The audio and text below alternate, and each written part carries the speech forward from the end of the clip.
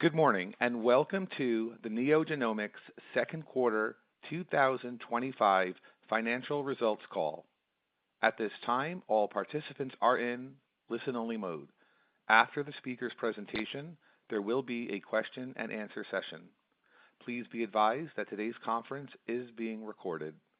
I will now turn the call over to Kendra Webster, Vice President of Investor Relations. Thank you, Tom, and good morning, everyone. Welcome to the NeoGenomics second quarter 2025 financial results call. With me today to discuss the results are Tony Zook, Chief Executive Officer, and Jeff Sherman, Chief Financial Officer. Additional members of the management team will be available for the Q&A portion of our call. This call is being simultaneously webcast, and we will be referring to the slide presentation that has been posted to the Investors tab on our website at ir.neogenomics.com. During this call, we will make forward-looking statements regarding our future performance, business strategy, and financial guidance. We caution you that the actual events or results could differ materially from those expressed or implied by the forward-looking statements. These forward-looking statements made during the call speak only as of the original date of this call, and we undertake no obligation to update or revise any of these statements. Please refer to the information disclosed under the heading Risk Factors in our most recent Forms 10-K, 10-Q, and 8-K that we filed with the SEC to identify important risks and other factors that may cause our actual results to differ from the forward-looking statements. These documents can be found in the Investors section of our website or on the SEC's website. During this call, we refer to certain non-GAAP financial measures that involve adjustments to GAAP results. The non-GAAP financial measures presented should not be considered an alternative to the financial measures required by GAAP, should not be considered measures of liquidity, and are unlikely to be comparable to non-GAAP financial measures provided by other companies. Any non-GAAP financial measures referenced on this call are reconciled to the most directly comparable GAAP financial measures in a table available in the press release we issued this morning and available in the Investors section of our website. I will now turn the call over to Tony. Thanks, Kendra. Good morning, everyone, and I thank you for joining us today. I'm pleased to lead this call having now completed my first quarter as CEO. Since becoming CEO in April, I've engaged with the business, including sales, operations, and R&D, and re-examined our strategic initiatives and financial targets from a more in-depth perspective than I could as a director. I've also met with existing and potential partners at various industry conferences and had conversations with many of our shareholders to better understand their perspectives. These conversations reinforced the significant opportunities to drive value for our customers, patients, and shareholders. Cancer testing continues to be a large and attractive market. Most of our business today is in diagnostic testing, though recently we have accelerated our offerings in therapy selection with the launch of several NGS products. In addition, our Radar 1.1 technology and R&D work on next-generation MRD enable us to participate in a market that's underpenetrated and rapidly growing. I acknowledge that our delivery this quarter was below expectations. While I remain extremely optimistic about the future of NeoGenomics, our team and I are doubling down on our efforts to focus the business on execution excellence as we build upon our disciplined financial and operational foundation. But before we talk about our plans moving forward, let's spend time on the quarter. We had a solid second quarter in the core clinical business, posting significant volume and share gains in key segments. However, our non-clinical revenue was below expectations. Revenue for Q2 was $181 million, slightly below our second quarter guidance range, though still representing double-digit growth of 10% year over year. Our clinical business continues to expand with organic growth of 13%. Strength in our clinical business was offset by continued weakness in our non-clinical revenue, driven by lower revenue from pharma and biotech customers. In the second quarter, we saw a sequential improvement in AUP, a record quarter for test volumes, and NGS growth at 23%, slightly below our 25% target, but well ahead of the low to mid-teens NGS market growth rate. We can continue to capture market share in clinical revenue, but we made a conscious decision to leverage the learnings from our PanTracer liquid biopsy EAP to establish an even stronger product profile for launch. This meant we delayed our launch, which resulted in lower revenue and a lower than targeted NGS growth rate. I'm excited to confirm that PanTracer liquid biopsy will launch commercially tomorrow and believe that our approach to bringing this product to market will positively impact patients treated in the community and our NGS growth rate later this year. We're projecting lower than planned revenue from pharma customers for the remainder of the year, as well as a negative impact to revenue associated with lower than planned volumes for PanTracer liquid biopsy and NGS mix. As a result, we've updated our 2025 financial guide, which Jeff will provide more insight on in a moment. I am confident that Neo can continue to achieve double-digit annual growth, fill product gaps through organic and inorganic activities, and capture additional market share. The leadership team and I have drilled down to align our cost structure with revenues, reestablish our consistent execution, and rebuild credibility with our shareholders. Investments we are making in operating efficiencies this year, including the LIMS project and digital pathology, position us well to achieve more operating leverage in the back half of this year. I think it's important to spend some time discussing our Q2 results and how we intend to accelerate growth and drive value. The pharma macro environment conditions contributed to the revenue shortfall in the quarter versus our expectations. Specifically, market uncertainty surrounding NIH funding, drug pricing, patient enrollment in clinical trials, and potential tariffs are leading directly to investment volatility and creating significant headwinds for both our pharmaceutical and biotech clients. This is resulting in budget restrictions, reprioritization, and consolidation of assets, and postponed or canceled projects specific to our pharma services line that are more pronounced than we've experienced over the last 2 years. As we have shared in past quarters, Radar 1.0 was a growth driver for pharma revenue and also provided a call point to sell other testing modalities. As a result of the negotiated settlement, these Radar 1.0 contracts are no longer producing pharma revenue in 2025. We are adding additional testing capabilities in our portfolio to make our menu more attractive to our pharma and biotech customers, such as Paletra, our AI-powered spatial proteomics platform, which launched in June. While we have updated our pharma go-to-market strategy and made key changes in leadership, it is taking longer than anticipated to yield results. So how do we plan to respond to these challenges? Our strategic drivers are focused on 3 areas: the customer experience, the community channel, and new products. Optimizing and winning the customer experience continues to be our competitive strength. We've earned a market leadership position in heme through our heavy investments in community hospitals, and we continue to invest in the community oncology setting. To win the customer experience, we focus on investments in our sales force effectiveness and efficiency, bidirectional interfaces and ordering portals, as well as automation and digital pathology in the lab.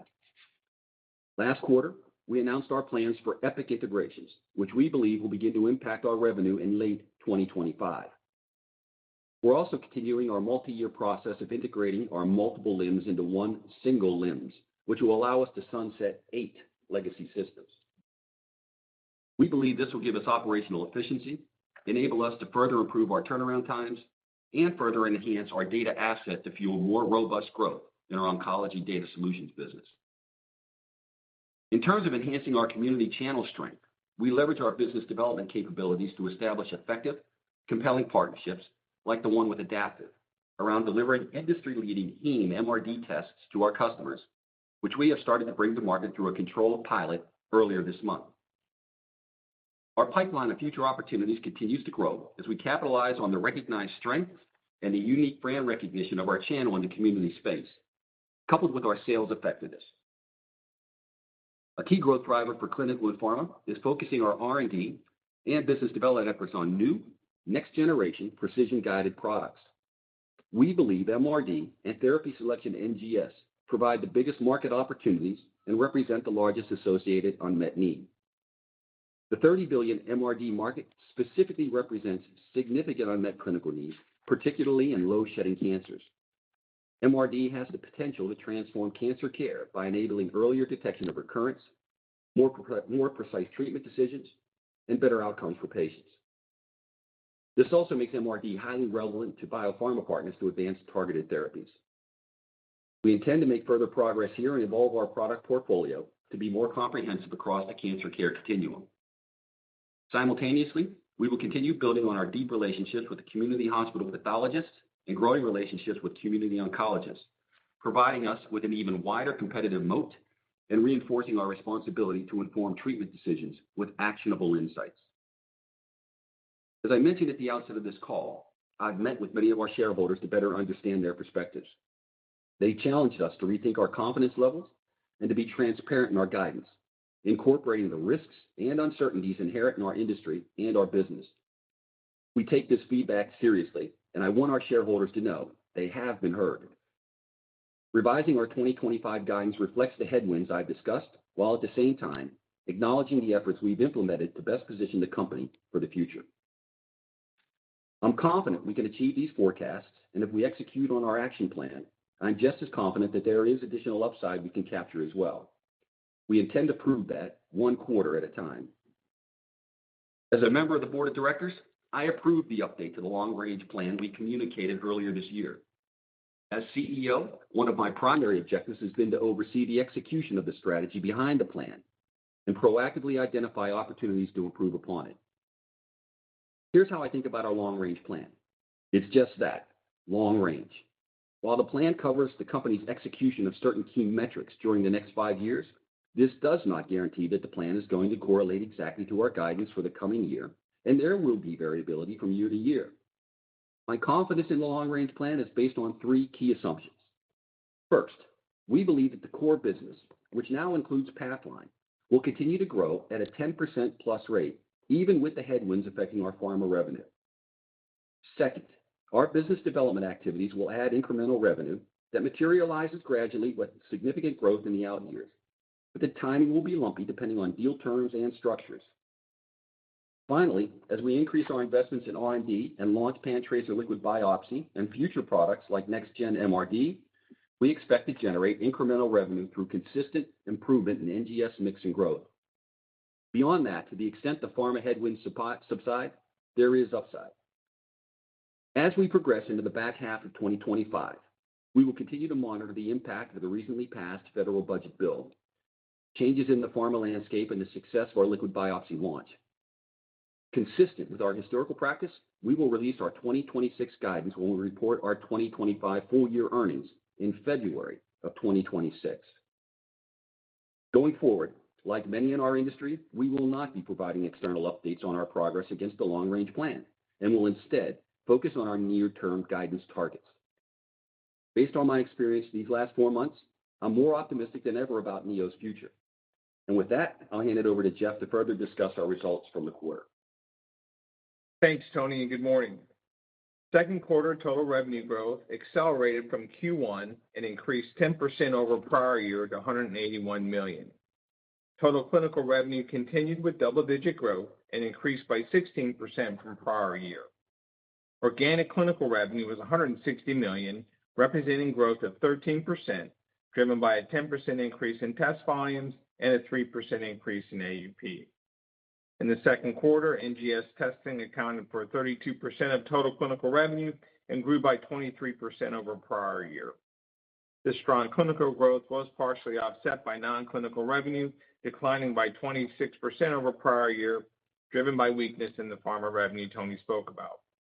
The second quarter was also a difficult comp, with prior year pharma revenue of $18.7 million, or 10% higher than the average pharma revenue per quarter in 2024.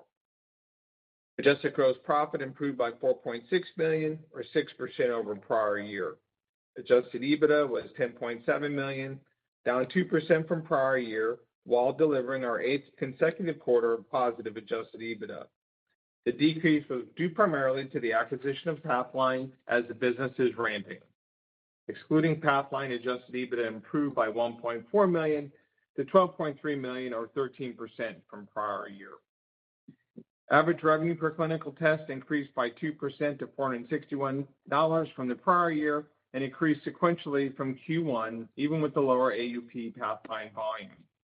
Excluding Pathline, AUP grew 3% over prior year due to increased ordering of higher value tests, including NGS, and strategic reimbursement initiatives. As I noted on the first quarter call, we have successfully renegotiated several managed care agreements in the second quarter, which will positively impact revenue in the second half of 2025. Q2 results include a non-cash impairment charge of $20 million, associated with the upcoming replacement of our IVFL test with PanTracer liquid biopsy and the write-down of Trapelo and assets held for sale. While we remain focused on 2025, our revised full-year guidance reflects the challenges of the current pharma environment and its impact on customer demand, as well as the delay in launching PanTracer liquid biopsy. At the time of our first quarter earnings call, we believed that clinical would make up for the initially projected $7 million shortfall in pharma, but demand for services has proven to be weaker than anticipated. As a result, the $7 million gap will increase, and we no longer believe that clinical can make up the pharma services shortfall for 2025. For full year 2025, we now anticipate revenue of $720 to $726 million, representing 9 to 10% growth for the year, with adjusted EBITDA of $41 to $44 million. The Pathline integration is on track and progressing well, with the potential impact to adjusted EBITDA of negative $1 million for the remainder of the year. We remain well positioned to invest in our business and capitalize on the growth opportunities in our strategic plan. We significantly reduced our debt in the second quarter with the retirement of the $201 million convertible notes due in May out of our existing cash. Cash flow from operations in the second quarter was a positive $20 million, an improvement of $6 million or 44% over the prior year, and we ended the quarter with cash and marketable securities of $164 million. Our balance sheet has no near-term debt maturities, and we continue to balance capital deployment between organic growth investments, business development, and improving operating efficiencies. Our balanced approach towards capital generation and allocation reflects our commitment to our strategic focus areas. Specifically, our investments will be focused on filling gaps in our broad menu, including ultrasensitive MRD, liquid biopsy, and whole genome sequencing solutions. We have improved the financial health of our business dramatically over the last several years, and we continue to progress in Q2. We are focused on executing our plan to achieve long-term sustainable and profitable growth and delivering shareholder value. To illustrate our confidence in our strategy and path forward, I, along with Tony, Warren, and additional management team members, as well as several directors on our board, recently purchased additional shares. Now I will hand it back to Tony to wrap up. Thanks, Jeff. To recap, we have strong relationships in the community setting where 80% of cancer patients are treated, operational capacity and network footprint, and financial discipline and flexibility to expand our reach and generate value for our patients and shareholders alike. We will remain guided by our strategic drivers and committed to our mission and vision while focusing on generating meaningful growth and enhancing value while improving patient care. Thank you for your continued interest in NeoGenomics, and now I'll pass it over to Kendra for questions. Thanks, Tony. All right, Tom, let's go ahead and open the line for questions. Certainly. The floor is now open for questions. If you would like to join the queue to ask a question at this time, please press star 1 on your telephone keypad. We do ask, if listening on speakerphone this morning, that you pick up your handset to provide optimal sound quality. Once again, please press star 1 to join the queue at this time to ask a question. Please hold a moment while we poll for questions. And our first question this morning is coming from Andrew Brackmann from William Blair. Andrew, your line is live. Please go ahead. Hi, guys. Good morning. Thanks for taking the question. Tony, maybe to start on setting guidance, we've seen several updates on both near and long-term guidance updates so far this year. This is yet another one. So from a high-level perspective, and now that you're 4 months into the CEO seat, can you maybe just sort of talk about the process and philosophy for setting guidance, maybe how that's changed? And I guess maybe even more pointed here, what are some of the things that you're committed to doing to rebuild credibility with the investor base? Thanks. Yeah, thanks, Andrew. I do appreciate the question. First off, I guess what have been my learnings now that I've had the opportunity, as you say, to sit in the chair? I will tell you, there is a big difference in seeing the company at a 10,000-foot view as a director versus the opportunity to dig deep as the CEO. And I have had a significant amount of learning. I've had the opportunity to do deep dives with R&D, with our business development teams, with R&D operations and our commercial groups, and with the management team as well, to be able to, construct, reconstruct, deconstruct the budgets and long-range plans to understand all of the key pieces that underpin that, Andrew, so that I certainly have a deeper understanding of that. I've had the opportunity to meet with a lot of our investors and get their own feedback. And, I can tell you, they have not been shy about sharing their own thoughts with us and made it very clear that just hitting a guide is insufficient. That's the same as a miss. And we need to be more realistic, a more balanced approach to how we convey the business. I've been told that it is absolutely appropriate to speak with confidence on the underpinnings of your core assumptions and to express other areas as upsides. So I think that was a great learning for me as well. So I take that very seriously to heart. I've had the opportunity as well to speak with a number of our partners and potential partners. At ASCO, for example, I could tell you that there have been a real inflood of opportunistic advances by companies to see if we can work together to leverage our strength combined with theirs. And so it certainly has been a learning. As far as what do I need to do, I think I need to speak with confidence and be transparent with how we view the business and to share that openly with people. And the biggest thing, Andrew, we now need to deliver. We missed our revenue guide this quarter. It's unacceptable. We understand that and take responsibility for it. And now moving forward, we just have to hit and exceed our goals quarter on quarter. Does that help? That's very helpful. Thanks for all that color, Tony. Maybe what your comments on talking about the underpinnings of core assumptions. Maybe as it relates to 2025 guidance, can you maybe just talk about some of the levers towards the guide down, maybe just bridge the prior guidance to this guidance in terms of kind of some of the key areas that you talked about? Thanks.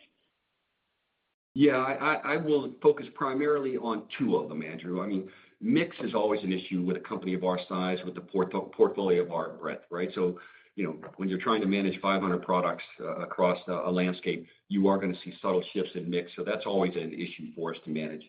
But I would say that there were probably two large areas that are reflected in the guide. First and foremost, the pharma side. The impact of the macro environment came at a speed that I don't think we fully accounted for relative to our original guide.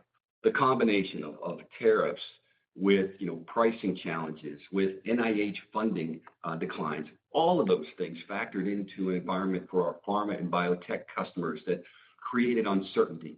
And I think that in large part translated into a delay in projects or reassessment of projects and sometimes stopping of projects. And so I would tell you that is probably the single largest contributor to the change in guidance for the year, probably representing almost 2/3 of it.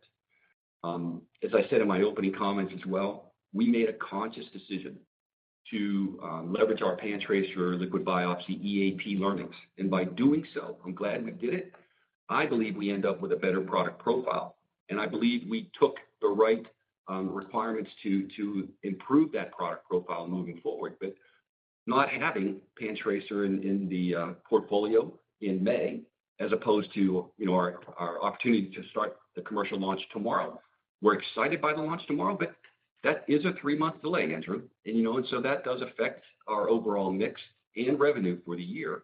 And then I guess maybe a final piece is, we are quite proud of our NGS penetration rate. We did 23% growth, for the month, for the quarter, but it's still a little bit behind the 25%. And we acknowledge all those factors, I think, in the guide moving forward, and not least of which was as well the feedback from some of our shareholders saying, speak with confidence. What can you deliver? And if there's opportunity for upside, then surprise us later. Great. Appreciate the update. Thanks, guys. Thanks, Andrew.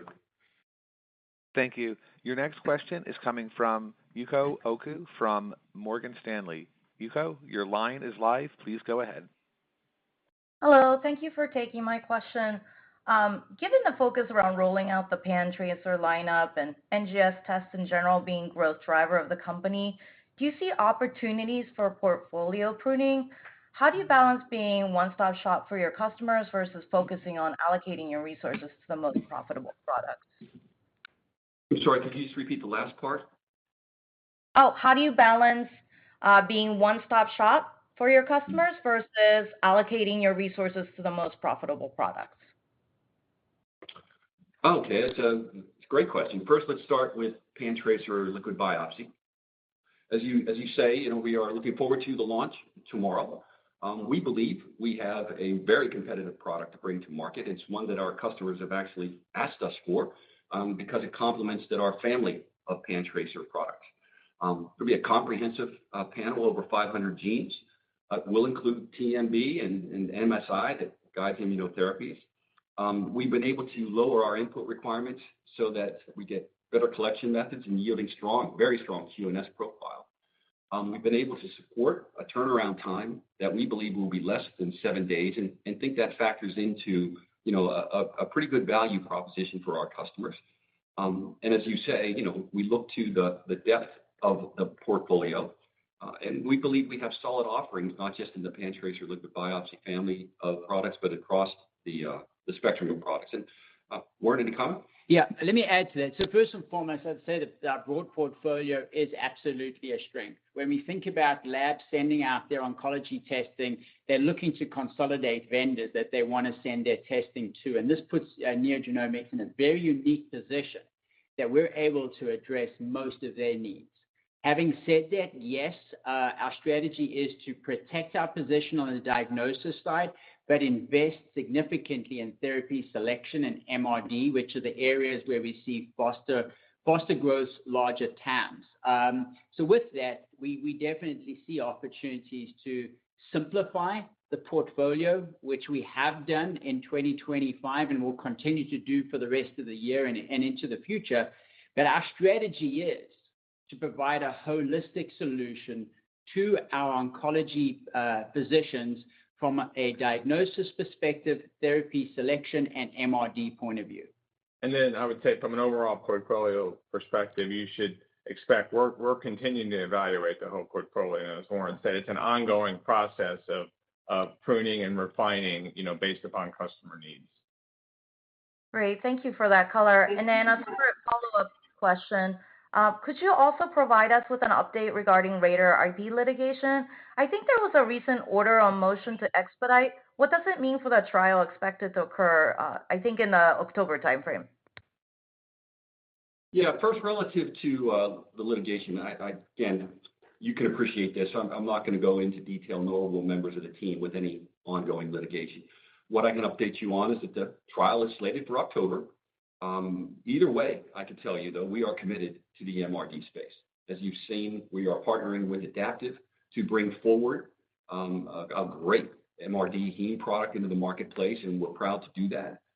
We get benefit from that by, being in the marketplace and taking those learnings and the added benefit to the rest of our portfolio. We're going to continue to invest in our next-gen MRD, so that is built into our R&D plans moving forward. We have done our preparatory work behind the scenes, so we have completed and submitted our bridging study to MolDX, and we are doing all the prep work we need for launch. And so I will tell you that we are prepared and ready. Now, recently, Natera has filed a motion for a bench trial.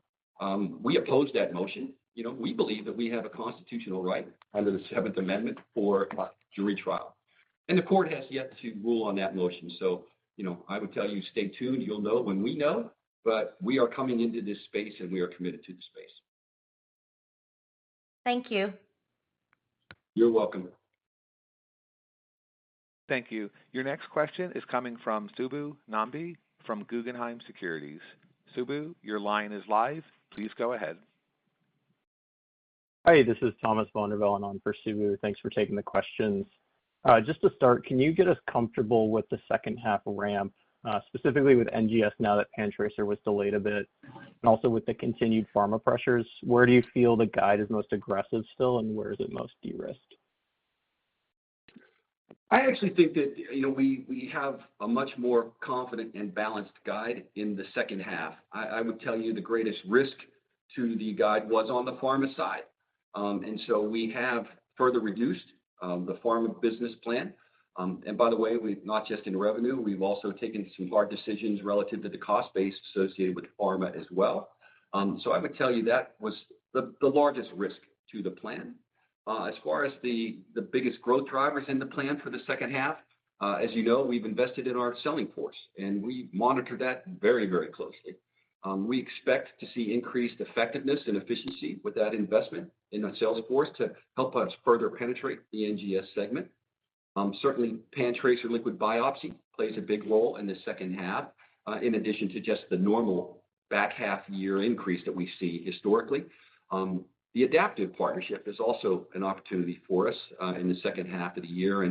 And I would also tell you that we are well on plan with our Pathline integration. And that started first and foremost with just getting the integration correct, getting it done right, and making sure that there were no hiccups along the way. But as you will recall, that was of more strategic value to us. And we want to see the opportunity to further drive share of our ongoing business in the second half of the year up into the Northeast.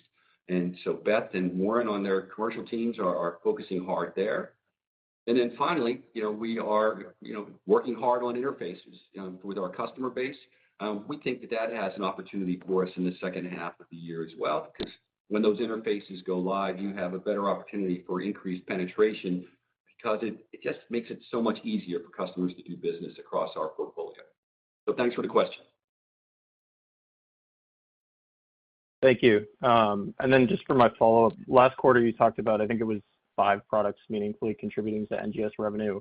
Did you have a similar concentration this quarter? And can you talk about if you expect that to evolve at all over the balance of the year? Thank you. Yeah, we thanks again for the follow-up. We do expect it to evolve. We expect it to evolve and increase. The 5 concentrated products that we spoke to, we talked about their ability that they represented almost 21% of our clinical revenue. That has continued to grow, and we saw in this quarter that's up to about 23%. And relative to the broader business, all of our NGS products have eclipsed about 30% of our total revenue. And so this is an important growth driver for us. We monitor it closely, and it's one of the biggest opportunities for us over the medium and long term as well. So thanks for the follow-up. Thank you. Your next question is coming from Mike Matson from Needham & Company. Mike, your line is live. Please go ahead. Yeah, thanks. So just want to clarify the comments on the long-range plan. So you're talking about double-digit growth now. So does that are you, just to be clear, are you backing off the 12 to 13% target that you set earlier this year? And so you're expecting kind of 10% plus over the next few years? Yeah, Mike, thanks for the question. First off, we are not backing off of our long-range plan, but what I am trying to do, Mike, is create added transparency so that there is no ambiguity of what is in it and how I view the business. And so that's why I'm trying to drive for more clarity. In my conversations with investors, they ask for that because what's in, what's out, and how do you get there from here was a big question for them. So let me once again just reiterate it, if you don't mind, so that everybody can be clear. I look at this as our base business today. What do we have in our bag to sell, to bring to our customers now? That is a proven. I have it. That base business, in my mind, that is a 10% growth business over the planning period. So that is our anchor position. Now, you've heard us talk time and time again. We are not standing still as we sit here today. We are investing. We're doing it responsibly, but we are investing in R&D. We do plan to have more products in therapy selection and MRD. And those opportunities create incremental value above that base plan. And I'm acknowledging that comes later in the cycle, right? There's a lot of things we can do. I can't compress the time continuum. And so those just come later in the cycle. And then the other area that we're not going to stand still on is business development. We believe that there are plenty of opportunities for us to supplement our portfolio. We have seen that they can add incremental growth into our business in top and bottom line performance. But I also acknowledge that they're lumpy. You can't predict the exact time of those. And so from my vantage point, the long-range plan starts with your anchor position of the 10% growth in our current portfolio. We build from there with business development and, of course, new product development. And that's the plan. I also want to just reemphasize that, to me, the long-range plan is just that. It's a long-range plan. It is never intended to be a forecasting vehicle for any given year. And I plan to de-emphasize these conversations around the long-range plan, just like our peers do. I'm going to focus our energies on our short-term delivery. What can we deliver quarter over quarter and in that given year, and not be focusing our energies and discussion points around a long-range plan. Is that helpful? Oh, yeah, that definitely makes it a lot clearer. And then just on the non-clinical business, I mean, given the steep declines we're seeing now, I mean, would it be possible to exit that business? Is there some kind of synergies with the clinical side? And then, what would that, how profitable is that part of the business? Is it maybe an issue where, more profitable than the clinical side, and then, it'd be hitting the bottom line too hard if you were to exit it? Yeah, thanks again for the follow-up, Mike. Are there synergies across the lines? The answer for the operations team is yes, there are opportunities for that. But I think the bigger question is, are we committed to the space, right? And I can tell you that we are. We do believe in the space. It is of strategic value to us. It provides the opportunity for us to identify and to validate biomarkers early. It provides the possibility of the development of companion diagnostics. It keeps us at the forefront of emerging technologies so that we can stay not just current, but a step ahead of where we want to take our own activities. It also does play a role, Mike, in accelerating the launch of new products, right? You don't have the same reimbursement hurdles in that space that you might across other parts of the business. And so we believe in the pharma space over time, that it does help create value, but I also need to be reflective of the short-term impact to that, and we have adjusted our revenue lines there. And I do not personally anticipate that these changes in the environment are going to subside anytime soon, and we reflected that in our business plan moving forward. Yeah, and I would add to that, I think, we still have excess capacity, in our footprint, as well as continuing, as we've talked about, our LIMS integration, which will allow us to increase our operating efficiencies with our pharma business as well. We don't break it out separately now, but we used to break out advanced diagnostics previously in prior periods, and it had a lower margin profile overall than the company. But as we look at excess capacity, the business development and R&D opportunities, as Tony spoke about, and in the LIMS work, we still think it's going to be a viable business for us going forward, and we think there will be a plateauing out at some point in the future, which we can build upon from a growth perspective. Okay, understand. Thank you. Thank you. Your next question is coming from Mark Massaro from BTIG. Mark, your line is live. Please go ahead. Hey guys, this is Vivian on for Mark. Thanks for taking the questions. So maybe just one on Pathline. Just help us understand how the contribution in the quarter was tracking relative to your internal expectations. And then I know you've cited an intended benefit of cross-selling the broader portfolio with Pathline customers in the past. So just curious how you're seeing that dynamic play out. Thanks. Sure. I'd be happy to start that, and Warren can jump in anytime. As far as the integration and the intended results versus actual, we are right on plan with the Pathline integration. The revenues were right in line with our expectations. And so we feel very, very good about the shape of that acquisition and the shape of the business. As you rightfully say, it's not just a business benefit relative to Pathline alone. There was strategic value associated with the acquisition. We saw the opportunity to enhance our footprint and therefore our speed of delivery to key customers in certain segments of our market in the Northeast. And so it is our plan to continue to drive the current Pathline business, but as well take advantage of our more in-depth portfolio and bring NGS products up and through into the Northeast with greater rigor and speed. That was always intended to take place in the latter half of this year, with that benefit being more realized in 2026. And of course, we will do everything in our power to pull as much of that forward as possible. And I'll look to Warren if you want to add some additional color. Yeah, thanks, Dan. I think you covered most of the key points. I think one of the key elements for us to really enable this capability in the Northeast was to further validate tests within this lab. And that was always planned to take place in the second quarter. And again, just to remind everybody, we closed this acquisition in the early part of the second quarter as well. So we've actually concluded the validation requirements for these additional tests that we wanted to move into the Northeast to round out the portfolio that's required in that lab. And now we are actively addressing sort of these opportunities to drive additional share of wallet and pull through. The sort of opportunity funnel looks robust, and certainly expect to see many of those come to fruition in the second half of the year. And as Tony said, that would be an upside for us in the second half, and certainly something that would drive material value for us in 2026 and beyond. Thank you. Thank you. Your next question is coming from David Westenberg from Piper Sandler. David, your line is live, and please go ahead. Thank you for taking the question.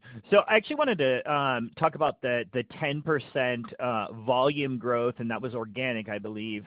And can you talk about what that might mean for share gains and versus the market? Can you give us any context to what historical volume growth is in the market? Help us, really evaluate the overall strength in the business. Well, I would say first and foremost, as you rightfully note, the growth was 10%. Across our business, we have made good growth across all the various modalities. So we continue a storyline that while our focus has been in NGS and making sure that we grow that important segment of our business, in fact, across all of our modalities, we continue to make great progress, and we see share gains across all the modalities. And so it's quite a positive for us moving forward. As you also rightfully have seen in the earnings release, it's also record high volumes for us across the business. And so, for us, we see the opportunity to continue to grow volume. We do see the opportunity to grow share in our key segments, and that is what we are focused in doing. And I would say, if you look at it from a modality perspective, we're seeing growth rates, depending on the modality, in the 2 to 3 to 5% range. And I would say kind of across the board, we're growing significantly faster than that.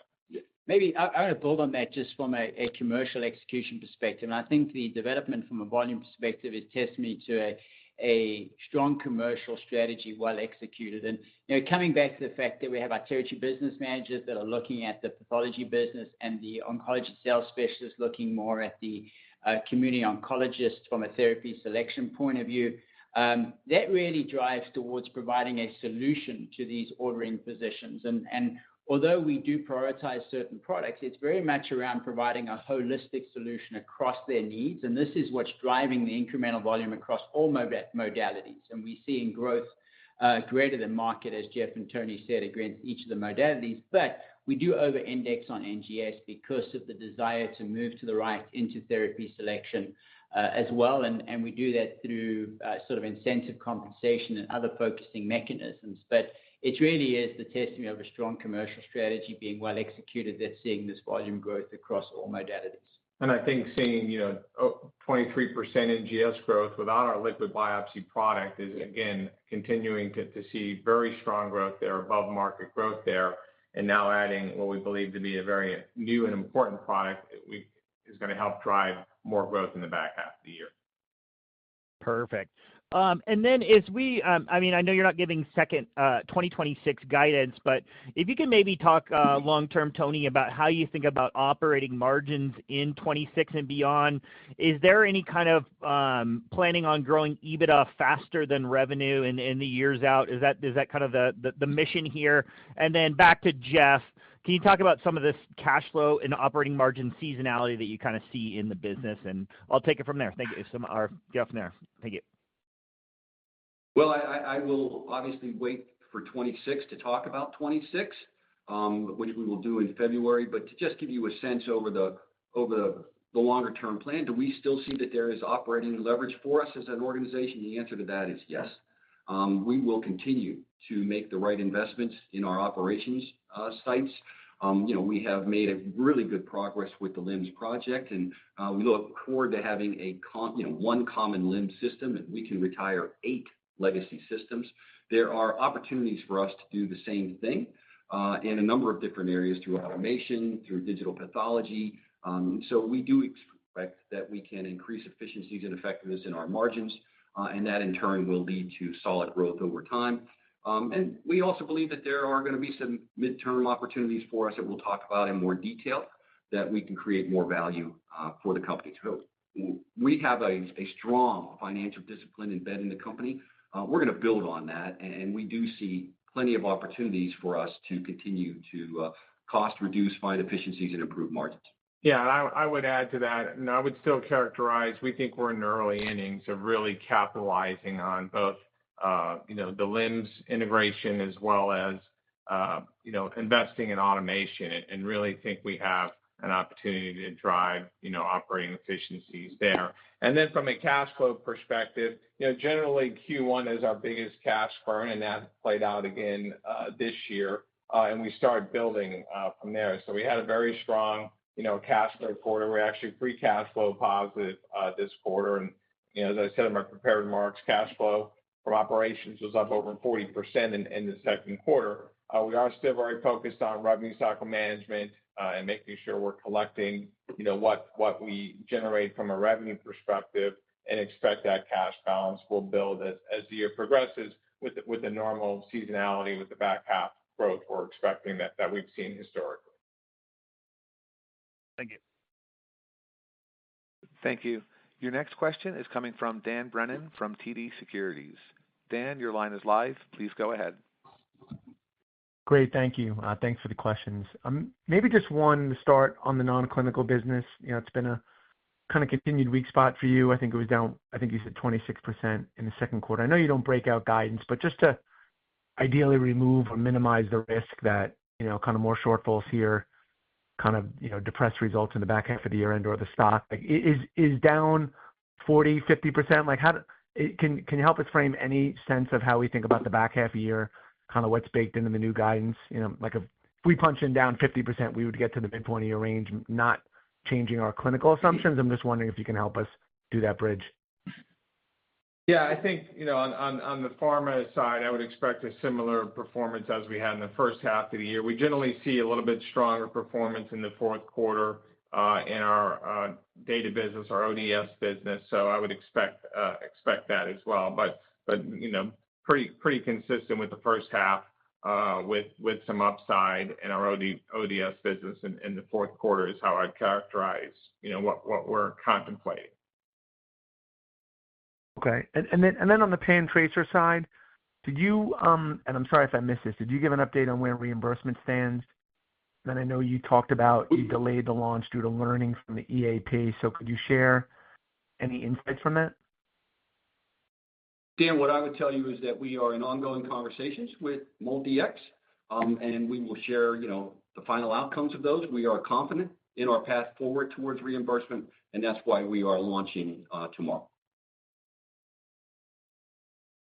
And anything on the learnings in terms of the EAP, Tony? And did you guys break out how to think about kind of what you've put in the contribution for the back half of the year? Ideally, it's kind of modest to give you room for beats, but just kind of wondering on those two factors.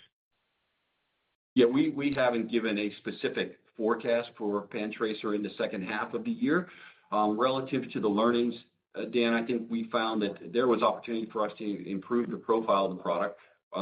We're excited by it. We'll have, a very low QNS profile. We have verified a really exciting turnaround time that our customers are going to welcome. And we believe that we have a very comprehensive test that we bring forward. And so for us, it was the right decision to take. And we feel more confident about when PanTracer hits the market. But as far as specific ramp-ups, I don't think we're going to be talking about that too directly. Other than I would just add, it's a new product, so it will incorporate a new product ramp. Yeah. And Dan, maybe just adding to, I think once the revised EAP that we went live with fairly probably a month ago or so, the demand that we saw with the revised target product profile was significant and very encouraging in terms of what we expect to see post commercial launch tomorrow. Got it. And I know there was one question on MRD. I know you discussed, Natera looking to have a jury trial. Could you just remind us, would you mind just kind of zooming out, since the next quarter in the back half of the year, we're going to get some of these key events on your MRD strategy, whether or not you can kind of launch with your existing platform or have to move on. Just kind of, could you just reframe how to think about the various outcomes as we move into the back half of the year on MRD? Well, again, what I would tell you, there are some things that are more concrete than others, right? What we will definitely be doing in the second half of the year is our adaptive partnership with Heme MRD. We are in the early days of a pilot with adaptive. We want to make sure that the partnership is seamless to our customers and that we've tested everything end to end. So that is going to happen. We are working through those pilots now, and we look forward to a more complete launch when both companies are satisfied that our customers see this as a great partnership, and that should be closer to the back half of the year. Relative to the radar litigation, I would tell you that right now the trial is slated for October. I can't speculate on what the results will be or when they will be. I can tell you that we have done all the back office work in preparation to be able to launch. So our bridging work and everything has been submitted. So all of that is on track. I would remind everyone that we didn't have any of those radar revenues in our guide, nor in our plan. So, if we are successful there, that represents upside. And another area that we are doing, Dan, we are investing in next generation MRD with Andrew and his team. We said that, this would be a year where we're really speccing those out. 26 would be a year of more active product development, and we look forward to those market opportunities in 27 and beyond. So that's kind of what I can give to you relative to MRD landscape times. Perfect. Great. Thanks, Tony. You're welcome, Dan. Thank you. Your next question is coming from Tycho Peterson from Jefferies. Tycho, your line is live. Please go ahead. Hi, team. This is Lauren on for Tycho. A quick one from me going back to the NGS growth. You guys talked about how you achieved 23% regardless of the delay in the commercial launch with PanTracer. Could you talk a little bit about how much of that is being driven by test mix shift versus true market expansion and kind of how sustainable that cadence is into 2026? Thanks.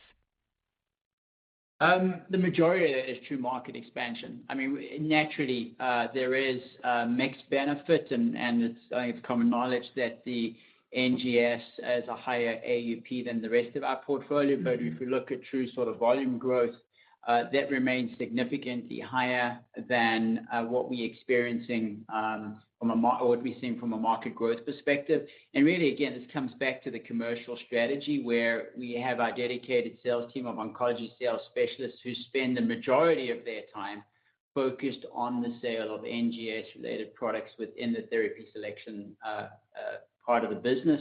And again, we're gaining traction in this space, and this is really what's driving these share gains that we are seeing. And we believe the addition of PanTracer Liquid as of tomorrow will further accentuate that.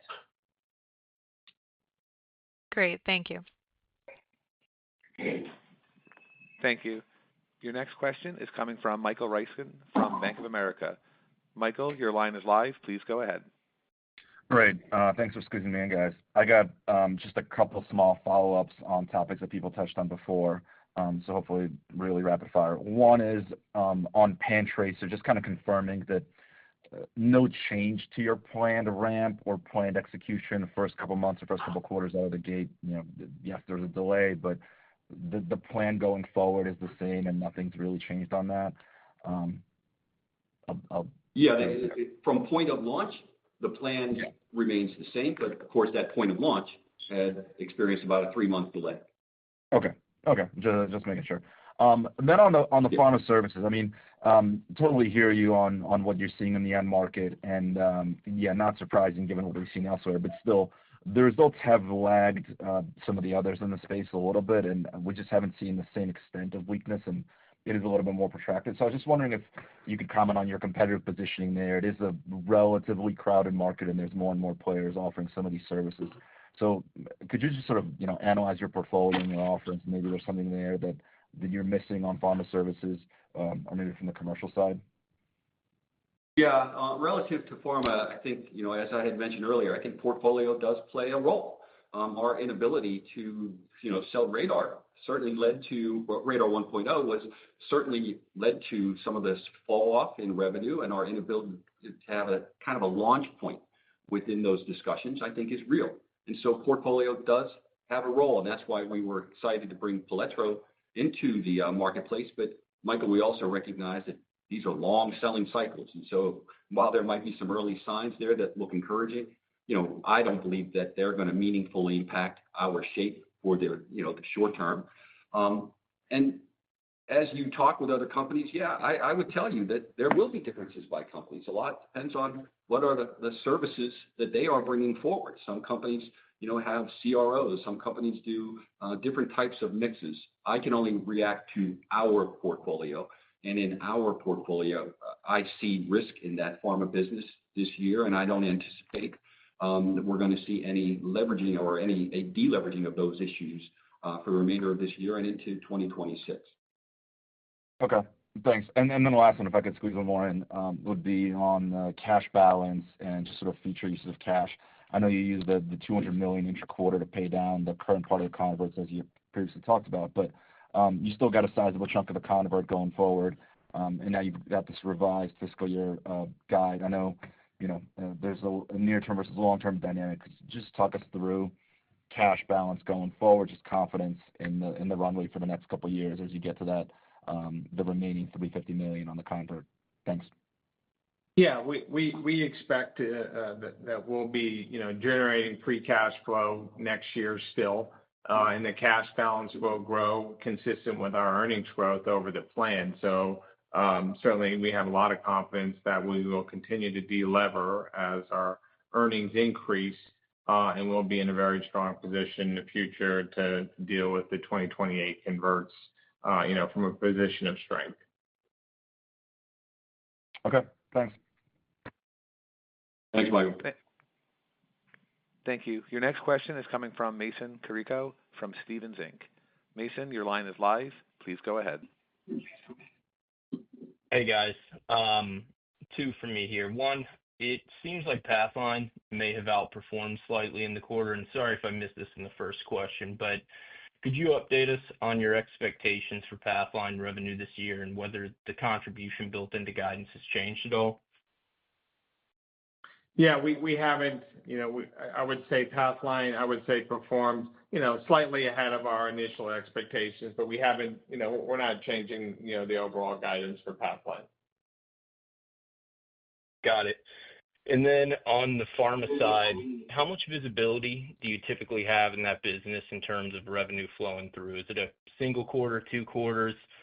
How has that visibility changed given the backdrop? And could you just talk to your confidence in that segment being adequately de-risked this year? Yeah, I think I'll add to that. I think it is a challenging space, especially with a big part of our business US-based and lots of uncertainty with regards to patient enrollment within the US for clinical trials, and that really limits the line of sight that we've got. So, it's less than a quarter, believe it or not, in terms of if you want a high degree of accuracy, and it rapidly erodes if you go beyond that. And I think that's why we've taken a pretty conservative or prudent approach to the forecast for the remainder of this year for the pharma services business. Got it. Thanks.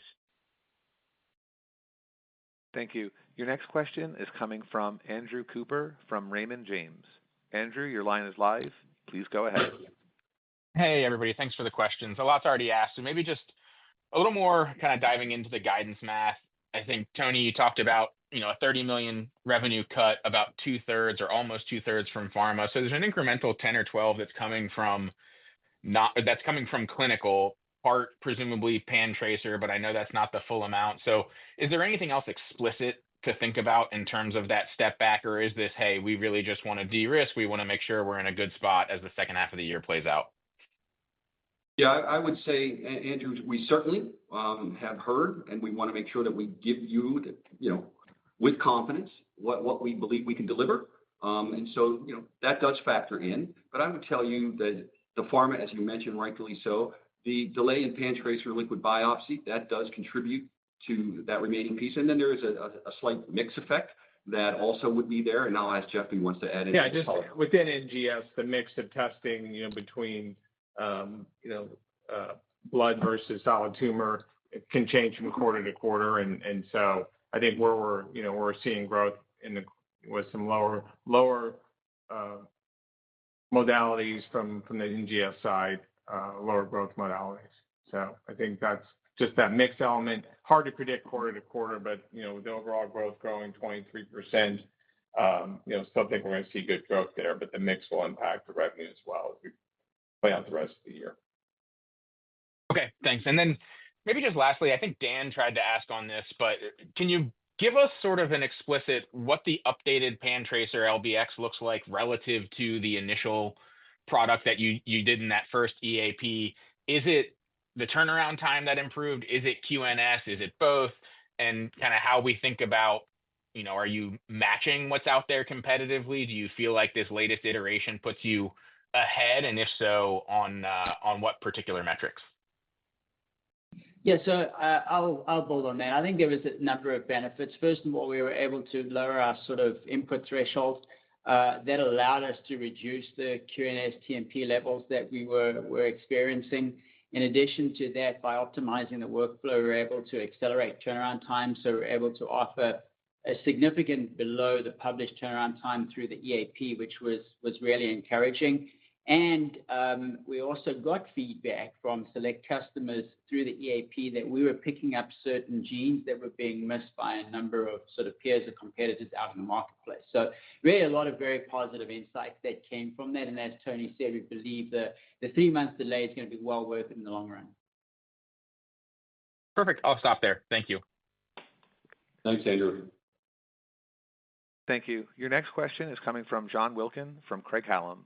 John, your line is live. Please go ahead.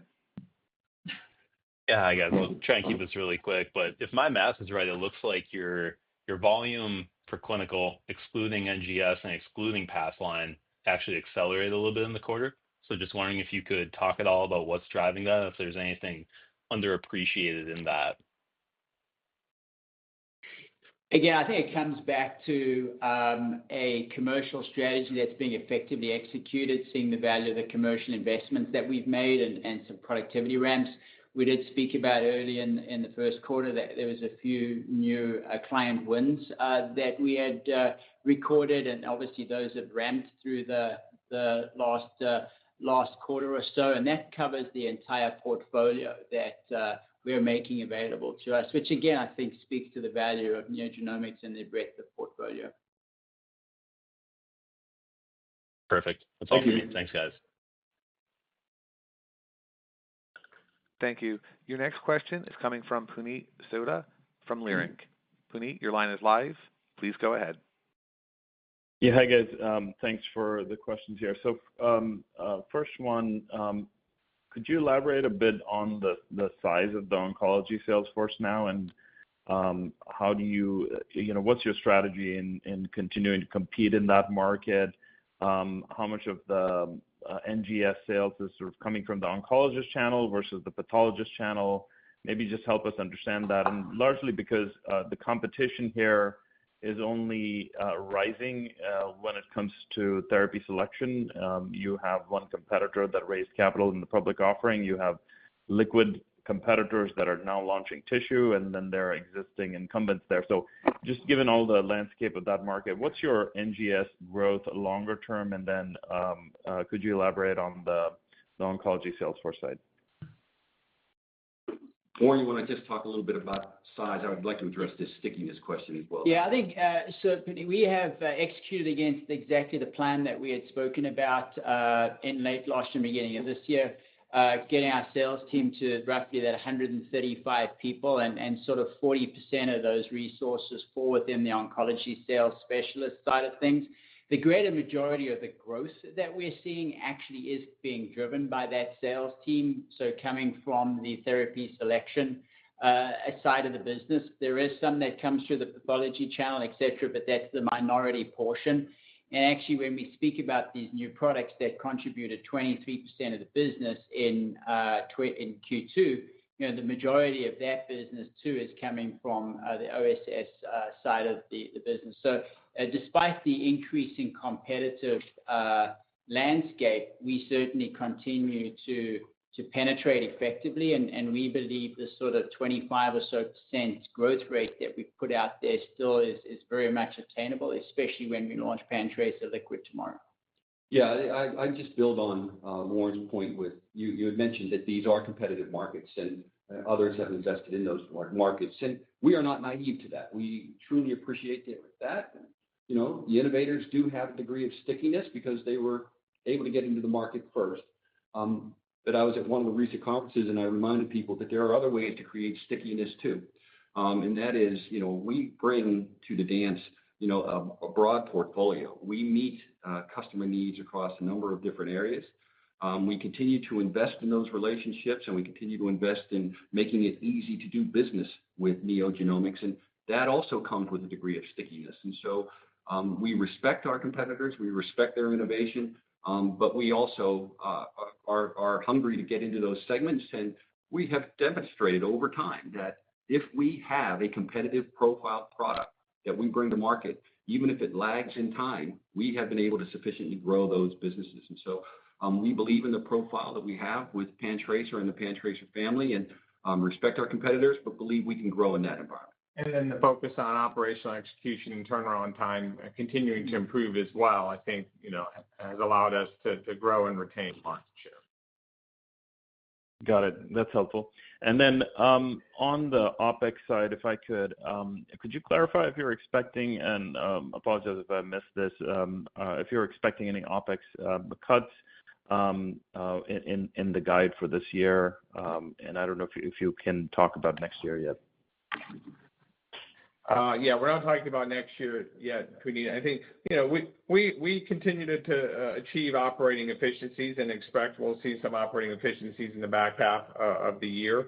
And I think we have I'd say a high focus on continuing to see improvements there. Okay. Thank you. Thank you. Thank you. This does conclude today's question and answer session. I would now like to turn the floor back to Tony Zook for closing comments. I would just like to thank everybody for joining us on the call. I do appreciate the direct questions and the opportunity to present our results and as well our direction moving forward. I would like to remind everyone, though, that we did do a pretty good job on that clinical side. We grew that business 16%. We had a record quarter for volumes, really exciting NGS growth rate, and we are poised to continue to drive performance in the second half of the year. And as Andrew opened the call, I will close it. It's up to us to now deliver quarter on quarter and regain that confidence in our delivery. So thank you for the time, and we'll look forward to other conversations. Thank you. This does conclude today's conference call. You may disconnect at this time and have a wonderful day. Thank you once again for your participation.